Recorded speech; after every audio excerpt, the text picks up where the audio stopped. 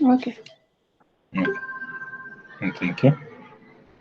So I believe you are able to see whatever I'm displaying. Confirm if you are able to see whatever I'm displaying. Yes, yeah, Paul, I saw it. Okay. So we are going to discuss about standard costing and variance analysis. So let's go into the defining. And the standard is a term usually used by management accounting.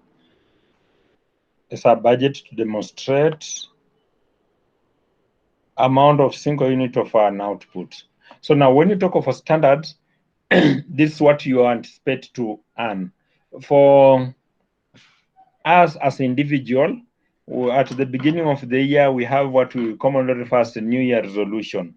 So when you set New Year resolution, in that case, you are setting that resolution is what we are referring as a standard.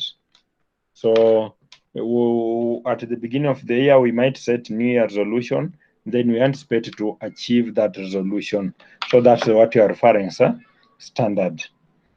But now for the business perspective, when you talk of standard, we are referring to the budgets, the budget that the business has set, the targets that they have set. We intend to have 1,000 sales this year.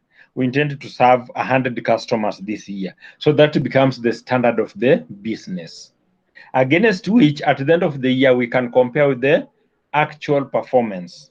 So likewise, you at the beginning of the year, you set resolution. You must finish diploma for this year. So at the end of the year, you'll evaluate, have you finished your diploma or not? So in that case, we are comparing actual performance against a standard, against the target that you had, which you are referring as a standard.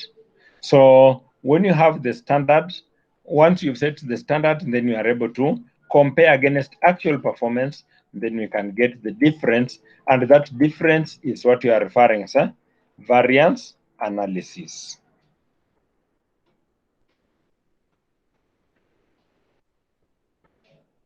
Let's look at importance of using standard costing or advantages of standard costing.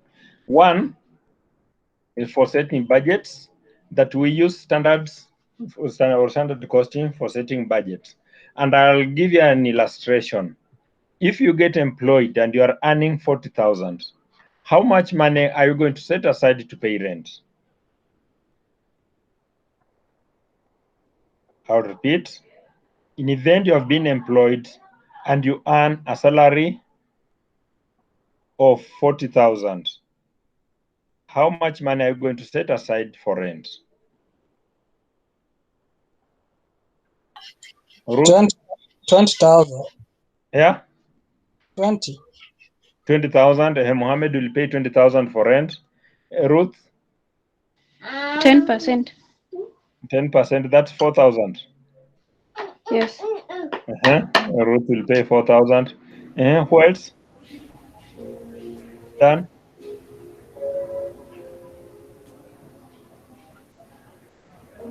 Dan, if you get employed and your salary is 40,000, how much are you going to set aside for rent? Like 8,000. 8,000. Well, that's superb. So everybody is setting aside amount that's adequate or is compared to his standard or her standard. Now, this is how it differs. Some of us, when you are earning that 20,000, 40,000 or rather, the whole village is looking at you. You are the only son or you are the only daughter who is working in Nairobi. So the whole village is looking at you as a luminous, as the torch of the village. So you need to, every time, anything that occurs in the village will notify you. You must contribute. You must send some money to us. So in that case, if you are earning 40,000, you might look for a smaller house so that you are also able to sustain your budget and also support your family. You have your parents who are looking unto you for survival. You might have your brothers or sisters whom you are paying school fees. So in that case, if you go and get a very expensive house, you will not be able to sustain that. And some of us, we are, as much as we are working, earning 40,000, you also have a stipend coming in from your family.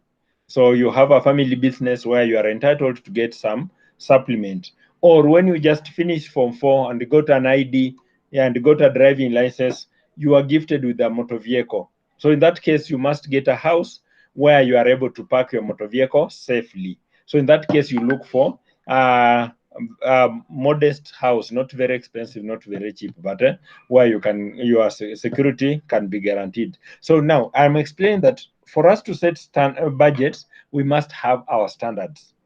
So the same way, if I went and bought a shirt at 2,000 and went and bought a similar shirt at 1,000, none of us has lost. We are buying those shirts because we have different, we are operating in different standards. You get it? My standard, because the amount of money I have, I've set the standard. I cannot put on a shirt less than 2,000. So in that case, I feel it's comfortable to pay 2,000. It could be from same manufacturer, same brand, same shirt, but now I'll go to buy a different shop where I'll be charged 2,000. You'll go to a shop where you can pay 200, 1,000 or less. Number two, the second advantage, that it acts as control device and simplify performance evaluation. That when we set standards, it assists us to one, it's as a control device, that when you have the standards, you can control. Once you have set your budget, you can control that. If you have said you can only pay rent for 10,000, for instance, those who said 10,000, and your landlord increases the rent to 15,000, then automatically you'll have to move out from that particular house, because you'll not be able to afford paying 15,000. You can only afford to pay 10,000. So in that case, you'll have to relocate to look for another house where you'll pay 10,000. So in that case, you'll be controlling because you have standards. But if you don't have standards, if we increase rent, you'll still survive. You'll still stay there paying exorbitant figures of which you may not sustain in the long run. Number three, it's profit measurement and inventory valuation. Profit measurement and inventory valuation. That for business perspective, we use our standards to measure profits that you have made. And also we use our standards to measure our valuation of our assets. For example, there are several methods you are taught about computing depreciation of assets. Who can remind us some of those methods? What are some of the methods you are taught how to compute depreciation of a fixed asset? Yeah, straight line method. Yes, we have straight line method. Another method? Reducing balance method. Reducing balance method. Another method?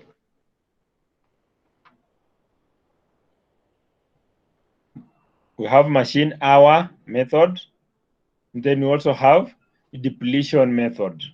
Those are other methods that you do have. Now, you'll select a method that best suits your situation. You select a method that can serve the best interest of your business. So in that case,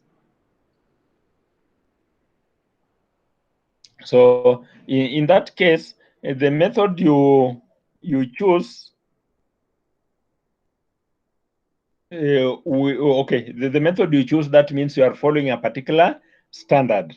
Now, if you are following this particular standard, in that case, it will assist us if, for example, another organization might be using reducing balance method, and another organization is using straight line method. In that case, if we bought an asset in January or in 1 year, after several years, those assets will be recording different values in these organizations. However, we bought in the same date, same supplier, but our standards are different. So we are using standards to record different values. Another advantage is for decision making. that we use our standards to make decisions. And this is how we make the decisions. That you'll make a decision to buy an item depending on your standard. For instance, have you ever gone to a particular shop or to a particular market while you are still bargaining to buy a certain item, you are still negotiating to get a better deal or lower rate? Someone else came and paid the amount they were asking for and took that particular item and you missed. Who's ever experienced that? Who's ever experienced that?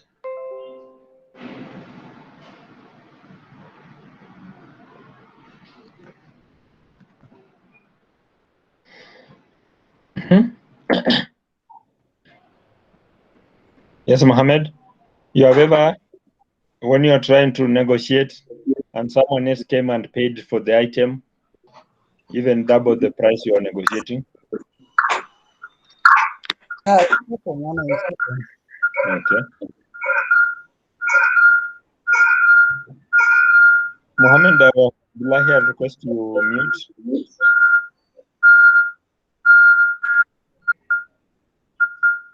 Okay, I've muted you. So that in that case, we are making decision, and this different decision we are making according to our standard.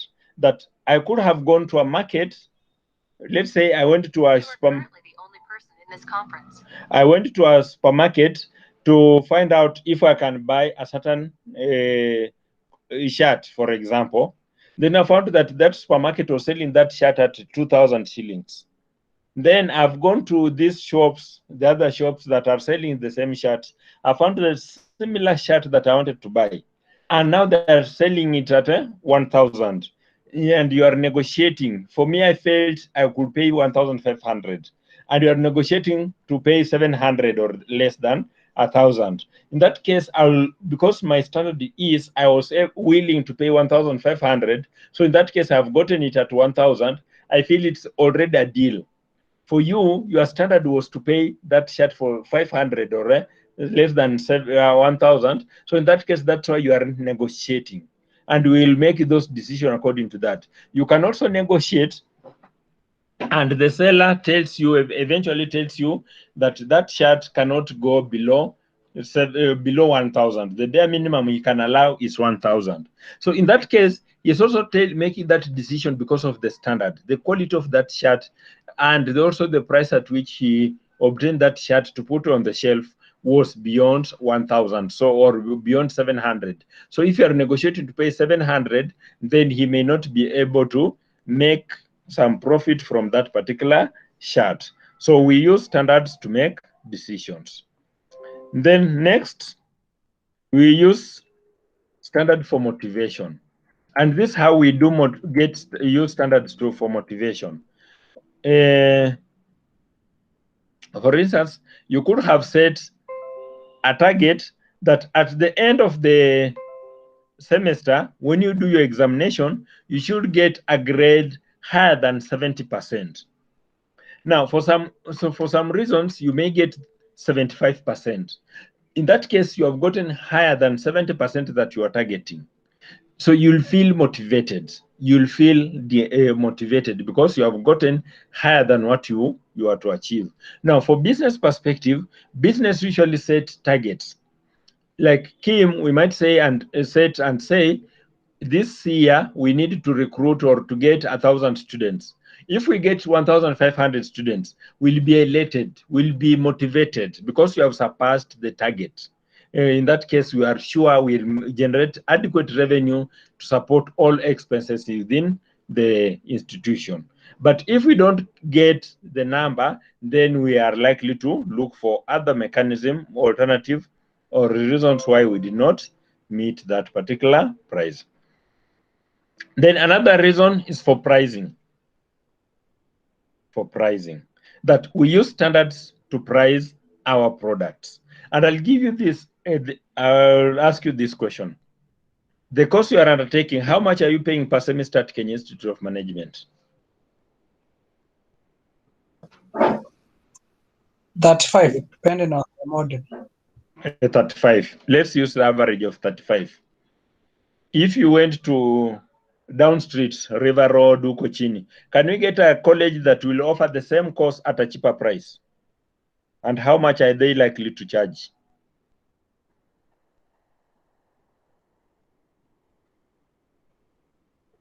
Maybe you can get 30, that, or even 20. or even 20. Yes, you can get up to 20. And if you went to Strathmore University, for those who have ever gone there to window shop or to visit a friend or whatever, to Strathmore University, how much are you likely to pay per semester?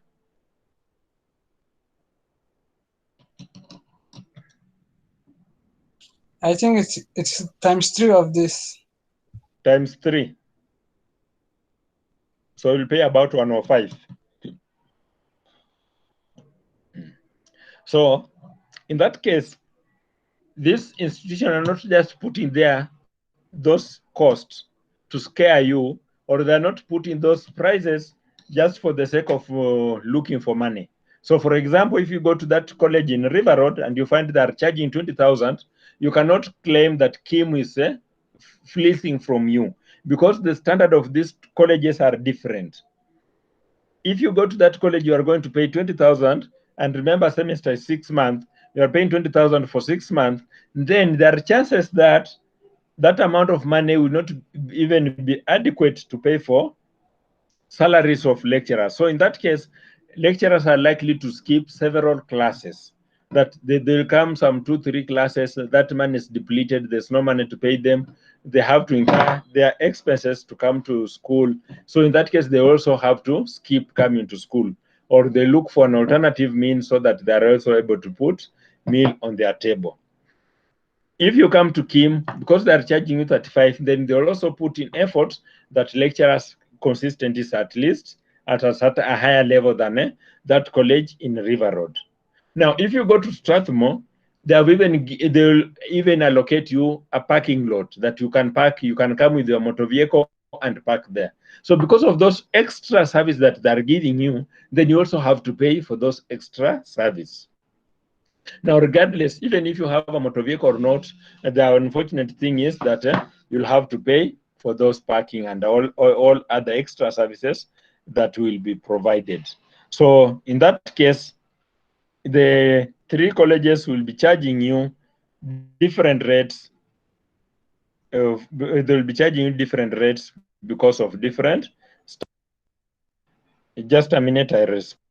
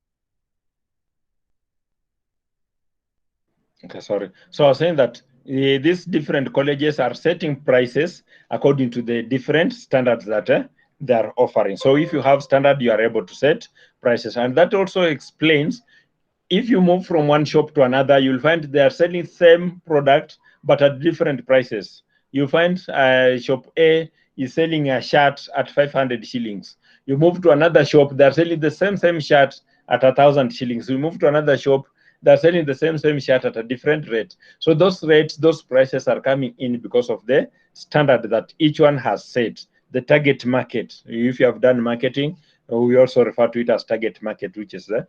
And then we also use standards for cost reduction. And this is how we do reduce costs. That if you have set your standards, then those standards can guide you in reducing the cost. For example, if you have set a budget that you are pay, you earn a salary of 40,000 and you have estimated you can pay rent of 10,000. Then you can reduce that by looking for a similar, probably that 10,000 you'll get a house in a one estate that's charging 10,000. You can get another house either within the same estate or somewhere else outside that particular estate, and you'll get it charging you 8,000. So because of your standard, as long as it meets your requirement, you have said I must stay in a house that is self-contained. So in that case, even if you move to another estate, but as long as you are getting a house that is self-contained, then you'll be comfortable to pay that particular amount of money. So you'll pay a low amount. So in that case, you'll have used your standard to reduce your expenses. That whatever you are looking for is a house that's self-contained. It's not a house that you'll pay 10,000, because you can also pay 10,000 to a house that's not self-contained. So we progress. Let's look at the types of standard. There are 4 types of standard. The first one is a basic standard, and this is a standard established for use over a long period of time. That when we set a basic standard, we intend to use it for a long period of time. For example, if I give you I use Kim as illustration. Kim has set a basic standard. They have given us a timetable that we anticipate to use this timetable for a very long period of time. So also us as individuals, we have also set, you have your personal standard that when you wake up, there's an activity that you must undertake. There are, let's say, 5 activities that you must undertake in the morning before you get out from your house. So those are basic standard. If you skip one of the items, then you'll have a bad day. For example, if you usually wake up, you take shower, you take breakfast, you make your bed and all that. If at all you wake up and you wake up very late and you realize you cannot make your bed, you have to skip some of those activities. As you go out, you'll be feeling there's something I have not done. So you'll have a bad day just because you have not lived up to your basic standard. Then the second one is normal standard. And these are standards which are expected if normal circumstances prevail.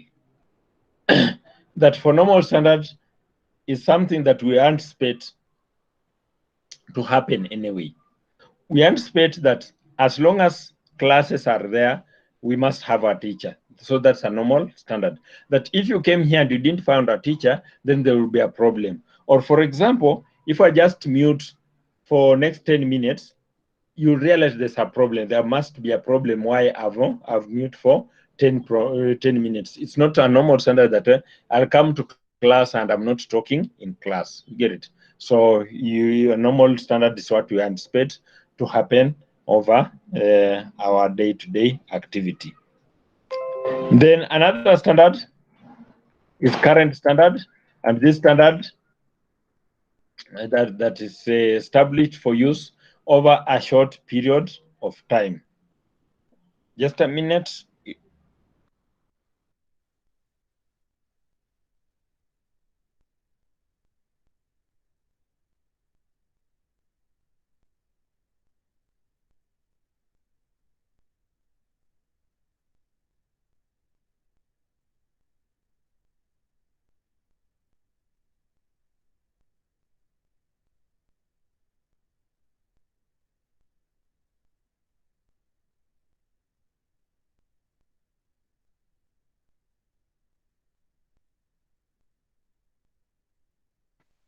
So I was saying that current standard is a standard that we establish for use over a short period of time. And I'll give you an illustration. I gave you CAT, I gave you work-based. There are some of you who took time and did CAT and work-based on time and were able to submit on time. There are some of you who are not keen on time and they did not do on time. And some of you, even whatever you submitted, somehow did not meet the expectation of what you are to do.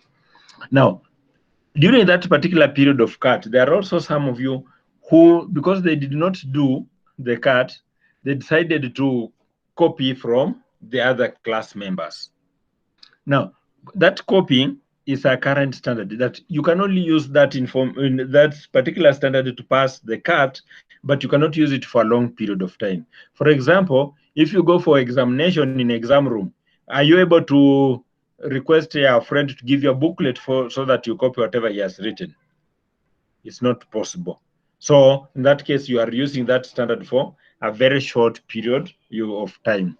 So there are some, when you approach the examination, probably after next month when timetables come out, that's when some of you realize you don't have notes, you have not been making notes, you have not been attending class, you have challenges, you can't respond to a number of questions, you haven't covered much in class. So in that case, some of you will be calling every time and then consulting with the fellows to classmates or consulting with the lecturers or looking for notes and all that.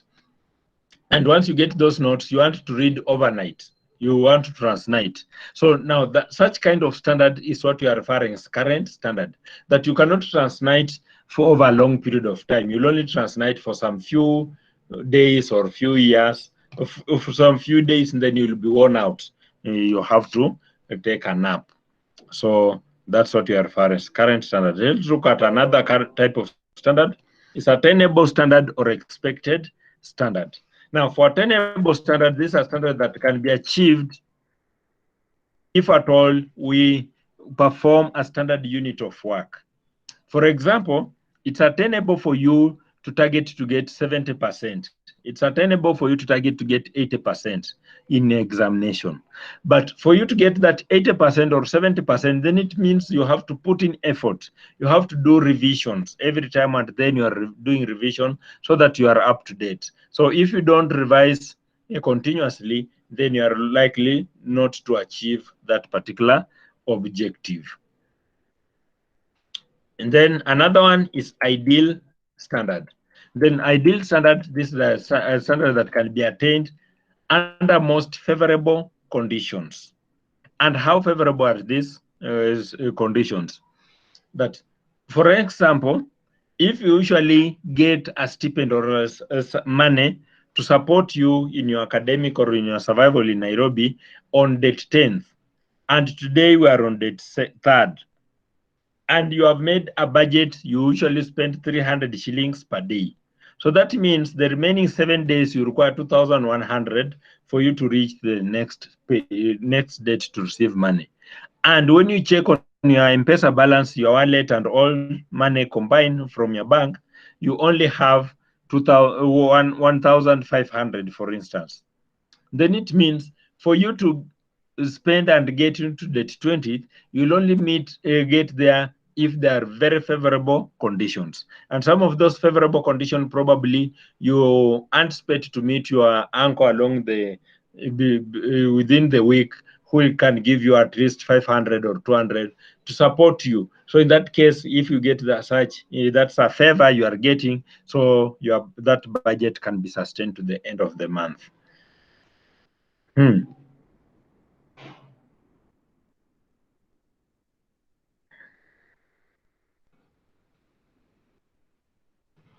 So the other parts that I'm skipping, you can read, and they're not also not consistent in exam.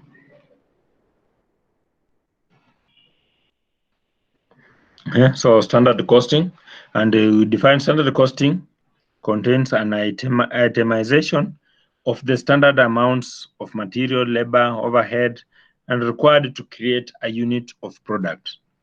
That when you consider standard costing, we have to anticipate how much money do we need to produce a particular unit of item. For instance, if we are considering Kenya Institute of Management, how much money do we anticipate to spend so that one student can be produced? Because the product at Kenya Institute of Management are students. So how much money do we need to spend per student for us to have a graduate? So now, considering that, then it can give us how much also we should charge that particular student so that we don't overcharge or undercharge our students.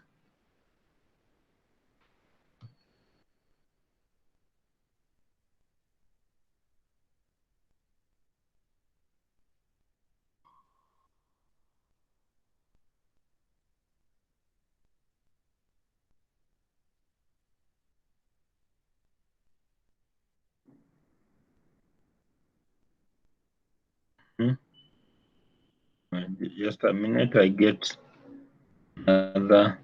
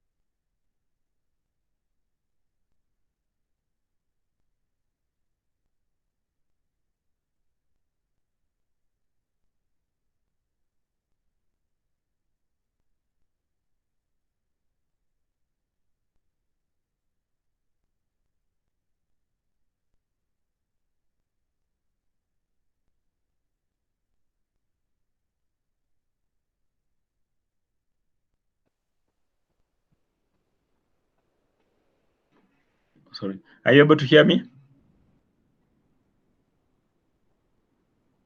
I realized I was off. Are you able to hear me? Yes, Manuel. Okay, so we are going to look at the advantages of standard costing, and first of all is effective cost control. And I've explained how we can control costs using standards. That if you have set your standards, in that case you are likely to control your cost. That if you have set a standard that you can buy a shoe at 2,000, if you go currently the only person in this conference. If you go to a school and realize that the same shoe is in a shop is costing 2,500, you are able to negotiate for it to so that you pay 2,000, and that's because of the standard. You will have controlled that particular cost. Number two, it helps in planning. And for planning, I've explained that we do plan. Okay, we make budgets according to our standards. And remember the illustration that if you are earning 40,000, how much money are you going to set aside to pay for rent? So in that case, you are using your standards to plan. Then number three, it provides incentive. And we have said that standards, we have standard costing, it motivates employees and management. and they are motivated if they surpass, because they can measure the performance, and if they surpass, they'll become motivated.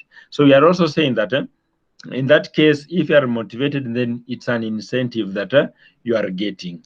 Number 3 is fixing for prices and formulating policies, that we use standards to fix prices.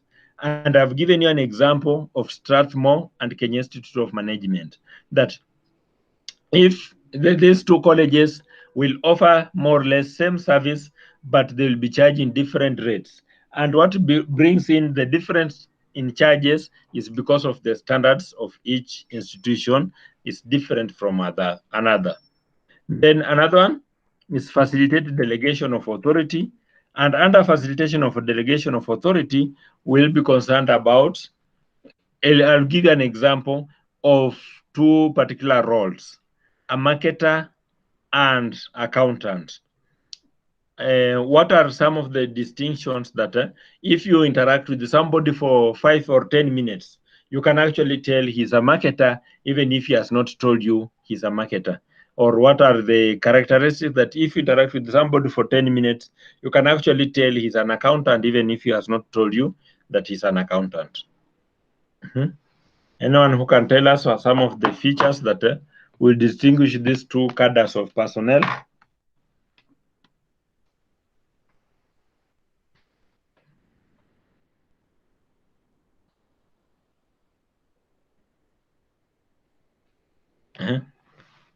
Duncan,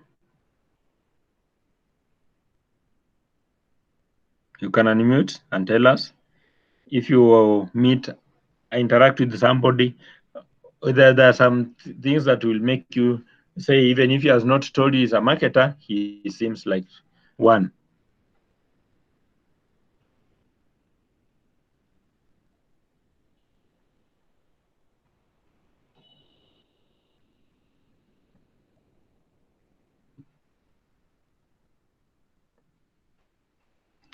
Hello? Are you hearing me?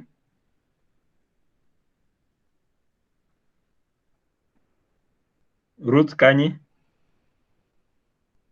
Bran Gitau? Mohammed Abdi? And Mohammed Ahmed? Yes, I think the marketer, Yeah. the way he confuses and the language he uses, you can easily understand his marketing. Yeah. And accountant? Accountant, the way the budget he proposes, and you can easily understand some conclusions. Another feature?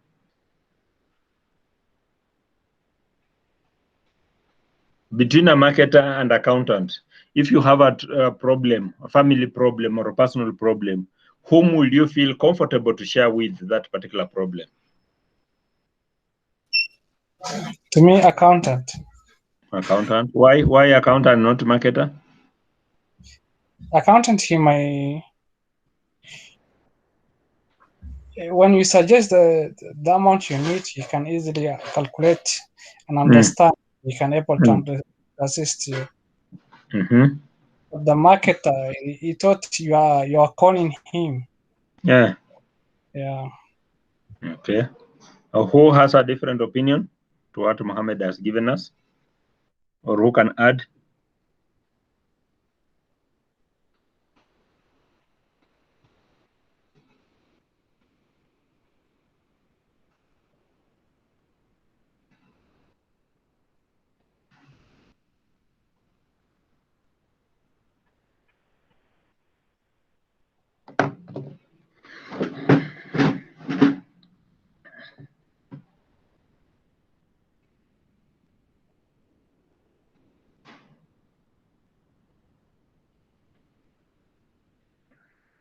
Yes.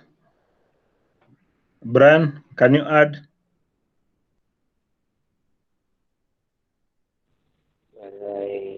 I highly support what Mohammed has said. It makes a lot of sense by once you approach an accountant, you reason out with you on making a budget towards whatever it is you need to purchase on the nature of the problem compared to what marketer will do for you. Mm. Okay, that's good contribution. Now, considering this, if let's say you had a domestic vow or the domestic law, you fought in your house. Now you come to share your sentiments, how you feel, and you shared with your accountant. There are high chances, but because mostly accountants they are not outspoken, they are usually reserved. Unless you ask them questions, they may not tell you anything. If you have not asked, they'll not tell you. So that means if I go and share with the accountant what I feel or what I'm going through, there are high chances that that information will only remain with that particular accountant. But if I go and share the information with the marketer, there are high chances that even if I've shared that information as late as 5 p.m. when we are leaving office, and I'm sharing with the marketer as we go home, that I don't know even where I'm going. Yesterday we fought with my spouse, and I don't know if I'm going to be welcomed, or I don't know if I'll get there and found. He has moved with all items from the house, so he has left the house there alone. So if I share with the marketer, there are high chances that tomorrow when I report in the morning, everybody to the security guard will be having that information, and they'll be sympathizing with me as early as in the morning. So in that case, because of the standard that a marketer has set, if management has to delegate some duties and the duties have some secretive in nature, then he cannot delegate with the marketer, even if he's sure the marketer will do that particular job. He'll opt to delegate to accountant because he know accountant can keep the secret of that particular nature. So in that case, that's why I say that when you have the standards, you can use to delegate some authority. Another one, it's facilitating coordination, that we can easily coordinate activities of different departments when we have standards. So if we don't have standards, it's not easier to delegate to coordinate those activities. For example, accountant will be concerned about accountability of the money that has been spent. That if today a marketer, because he moves up and down, he has to be facilitated either fuel or to be given transport. Now, in that case, a marketer will spend a lot of money from the petty cash. And if we have the standard that once whoever spends money from petty cash should account for that money within 48 hours. And if he fail, that money will be recovered from the petty cash, will be recovered from his salary. Then if at all any member of our organization has spent money and has not accounted for those money within 48 hours, accountant will go ahead and deduct those money from that particular employee's salary so that he can account for it, or he can return the cash, or he can account for it and be reimbursed. So in that case, because we have that standard, it's easier to coordinate. But if we don't have the standard and accountant goes ahead and deduct the money from the employee salary, that employee will feel intimidated, and probably he will feel that accountant has deducted that money for his personal use. Another one is valuation of stock, and I've taken you through where we have discussed about the different methods of accounting for depreciation. So we have said that we use the standards to account for depreciation. So depending on a particular standard that we do use, we can account for different depreciations. Then another one is management by exemption, that we do use standards to provide some exemptions. And when you talk of exemptions, that once we have set standards, for example, the standard where Kim has said that students should come to school to be trained. But now we are giving an exemption, or if they're not coming to school for training, then with this learning management, online classes are conducted on learning management system. But in this case, you have been allowed to use the Google Meet as a mechanism for training. So we are being given an exemption. You get it? The school is providing an exemption. Probably it will not be there for a very long period of time. But now, because you have covered more than 50% 50% of the semester, if we were to let you stay away and come back when the schools reopen to start where you left, you'll spend a lot of time in school. So in that case, we can give an exemption that yes, use Google Meet as long as students at least will be contented with that coverage of syllabus and they'll be ready for examination. So in that case, the school has given an exemption for you because of the standards that they had set. Then economically, it's economical and simple. That using the standards, it becomes economical because you can control costs, and it's also simple to use in organization. Let's look at the disadvantages of standard costing. Disadvantages of standard costing. One, the system may not be appropriate in business. The system may not be appropriate to business. Now, especially if you have a small business, the system might be too expensive for that particular business. So in that case, it may not be appropriate for use. Number two, ineffective for control purposes if not understood properly by management and staff members. That if staff members have not understood the essence of standard costing, then it becomes ineffective. You may not use it for control purposes. Or if management have not understood why we require to have that particular, why we use that particular control, it also become ineffective. I'll give you an example. At Kenya Institute of Management, when you come in after 3 months, you are supposed to sit for a cut and also do a work-based and submit. That's a control mechanism. Then after that, you do an examination at the end of the semester. That's another control mechanism. That as you do this particular examination, then it gives you an opportunity to read, to revise, so that by the time you get out of the semester, at least there are some things you can remember. There are things that you comprehend. So in that case, you are able to apply some of those information. But if you have not understood the concept, or if you have not understood the reason, the rationale of having CAT, having work-based, then having examination, for instance, you might go to demonstrate that you don't require all those kind of examination, or you require that CAT to come just 1 week towards the exam so that you don't have to prepare twice. You only prepare once and sit in for examination. And for CAT, once you have sat for CAT, and then the same preparation you'll use to sit for the examination. The same way, let's say in secondary, you are doing mock. Mock was to prepare you to sit for examination. But now, for this case, we are using it for control. It's not just for you to prepare for exam, but it's a control mechanism. Next, that business may not be able to keep standards up to date. Yes, it's not realistic for all businesses to keep standards up to date. For example, Kenya Institute of Management had set a standard that either you'll come to class for physical lesson or you'll be trained online. And if you are to be trained online, there's a learning management system that you are to use. But for this case, Kenya Institute of Management was not able to transfer all the students to online system for two reasons. One, probably the system could not accommodate all the numbers that were there, a number of lessons that can take place at any given time. So in that case, if we were to transfer, then we'll just cause dissatisfaction, that you'll get there and lessons will take long. Before you log in, you'll have challenges to log before you log in. The second reason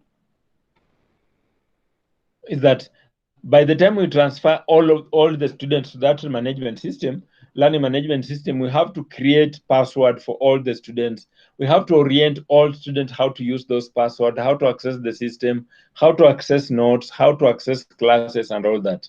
And in that case, it might take a relatively longer period before we commence now the trainings. So in that case, we have to make a decision that yes, you have our learning management system, but for this time, let's use the Google Meet. you get it. So in that case, business is not easier for us to maintain standards, our standards up to date. Another disadvantage, that inaccurate and unreliable standards cause misleading results, and thus may not enjoy the confidence of the users of the system. Now, at times, there are some classes or some students who like to negotiate for scores, especially that you have done CAT and you have done work-based. There are some of you who like to negotiate so that you get the highest marks possible. For example, you'll be negotiating to get 27, 28, 27, and 28. Even if you know you don't deserve to get 27 and 28. The reason why you will be negotiating for that marks, so that you don't have to look for a lot of marks when it comes to final examination. That if you have 28, you know if you get 10 or if you get 12 marks, you'll have surpassed the pass mark. So you are not looking for so much marks in the main examination. But if I also give you 28 out of 30, then you go and do examination, you only get 10 or 15 out of 70, then that will be misleading information. It will be unreliable and it will be an inaccurate information in this context. That you cannot be, while doing CAT, you cannot be very bright. Getting 27 out of 30 is closer to getting 96% or 94%. Then when it comes to examination, you do and get less than 20%.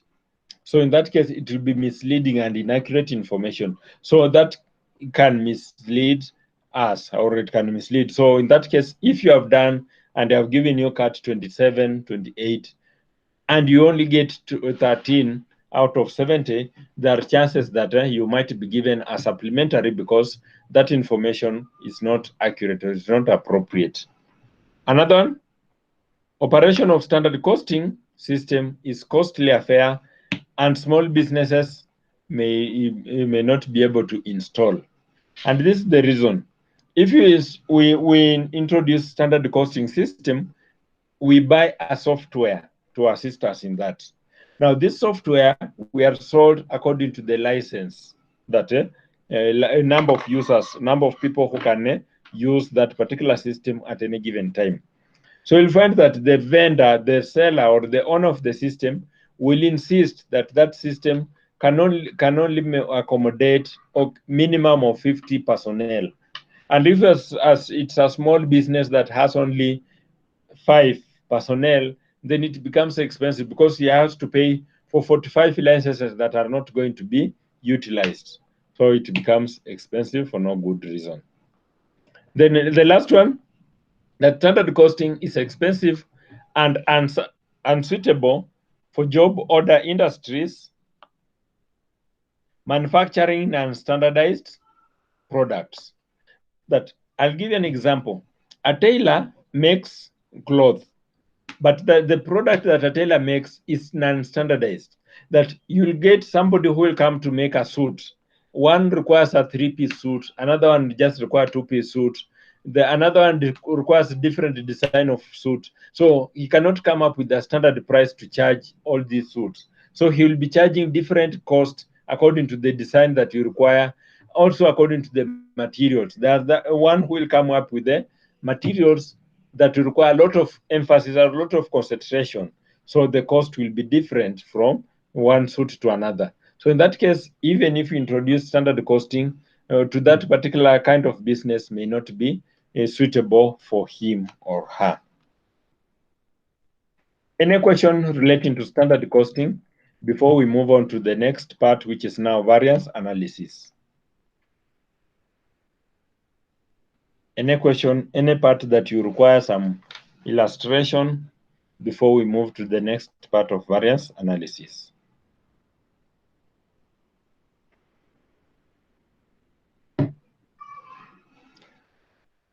Ruth, you have not talked to us.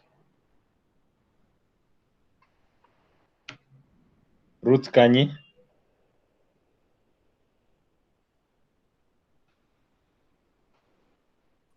No question, sir. Okay, thank you. So we want to move to variance analysis. Let me define variance analysis. Then I'll give you a question with the 2 minutes. You write it down, and then we can resume our discussion.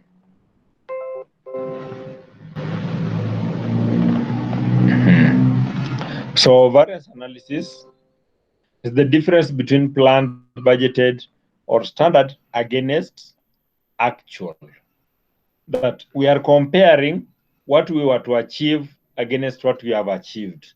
If we were to achieve more against what we have actually achieved. So in that case, if we compare that, we'll be conducting variance analysis. And as given an example, that if we were to generate revenue of 100,000 and you have only generated revenue of 20,000, in that case, the variance is 80,000. So that's what we'll be conducting to instate variance analysis. Now, for us to explain variance analysis further, we need to do some computation, and I will share with you questions and allow you some time. You record it down.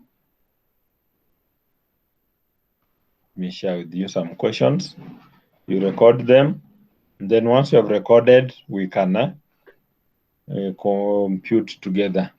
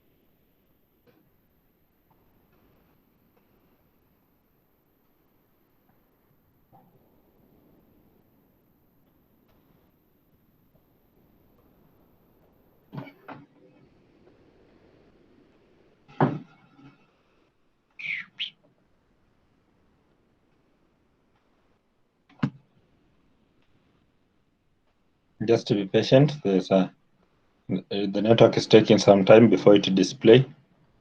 So the question is coming in a short while.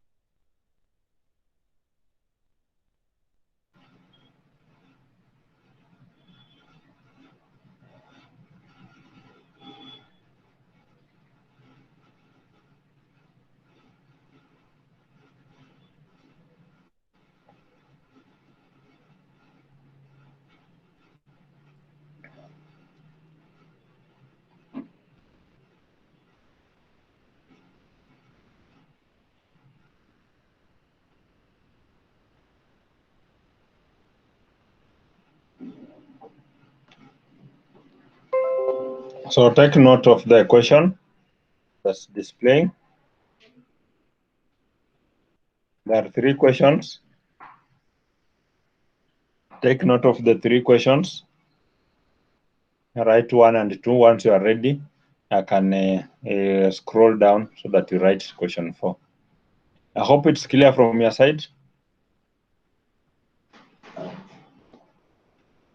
If it's not clear, you can also unmute and let me know so that I expand further.